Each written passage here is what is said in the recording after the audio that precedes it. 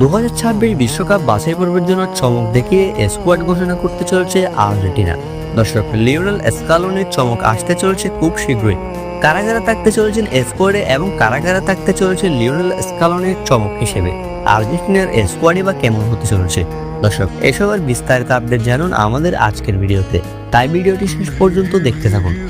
দর্শক, বলতে গেলে এখন বিশ্বকাপের আর কোনো চিন্তাই নেই, অর্থাৎ বিশ্বকাপে কোয়ালিফাই করার জন্য এক্সট্রা কোনো চিন্তা নেই লিওনেল স্কালোনির জন্য। কেননা ল্যাটিন আমেরিকার সর্বপ্রথম দল হিসেবে 2026 বিশ্বকাপের জন্য ইতিমধ্যে কোয়ালিফাই করে ফেলেছে আর্জেন্টিনা। 2026 বিশ্বকাপের টিকিট এখন আর্জেন্টিনার হাতে। তবে লিওনেল স্কালোনির হাতে এখন বড় সুযোগ, সেটা হলো তরুণ খেলোয়াড়দের সুযোগ দিয়ে বাজিয়ে দেখা 2026 বিশ্বকাপের জন্য। দর্শক, কেননা তরুণ খেলোয়াড়রাই হবেন 2026 বিশ্বকাপ জয়ের চাবিকাঠি, যে কারণে আগামী ম্যাচের ঘোষিত স্কোয়াড সহ পরবর্তী ম্যাচগুলোতে তরুণ খেলোয়াড়দের নিয়ে ভাবছেন লিওনেল স্কালোনি। দর্শক, চলুন এক নজরে দেখে নেওয়া যাক আর্জেন্টিনার আগামী 2 ম্যাচের সম্ভাব্য স্কোয়াড কারা কারা থাকতে পারে। দর্শক, গোলকিপার হিসেবে এমি মার্টিনেজ, জেনারেমো রুলি এবং ওয়াল্টার বেনিতেজ, এই তিনজনের থাকার সম্ভাবনা সবচেয়ে বেশি। লেফট ব্যাক হিসেবে নিকোলাস টাকলেভিগো এবং ভ্যালেন্টিন বার্কো, এই দুজন থাকবেন। অন্যদিকে সেন্টার ব্যাক হিসেবে অর্থাৎ ডিফেন্ডার হিসেবে থাকবেন Nicolas Otamendi, Cristian Romero, Kevin Lomonaco, যে কিনা গতবার আর্জেন্টিনা জাতীয় দলের প্রথমবারের মতো সুযোগ পেয়েছেন, সে আগামীবারও থাকবেন আর্জেন্টিনার স্কোয়াডে। কেভিন লোমোনাকোর সাথে থাকবেন লিয়ান্দ্রো ভ্যালেন্টিনা।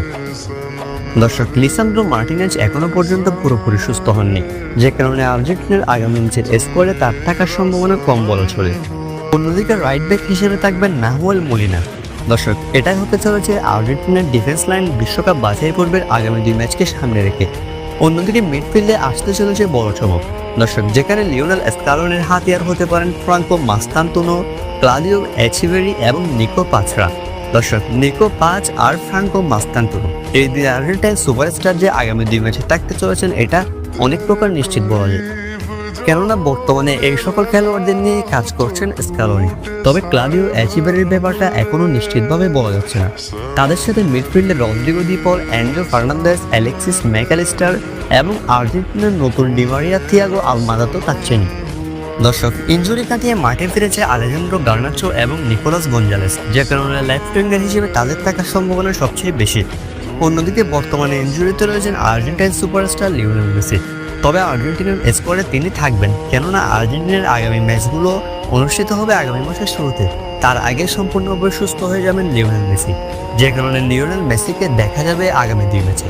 দর্শক, ফরওয়ার্ড লাইনে লিওনেল মেসির সাথে Julian Alvarez, Lautaro Martinez, Giuliano সিমিওনেদের দেখা যাবে। তবে পাওলো দিবালা এখনো পর্যন্ত ইনজুরি থেকে সম্পূর্ণ সেরে ওঠেনি, বর্তমানে রিকভারির পথে আছেন দিবালা।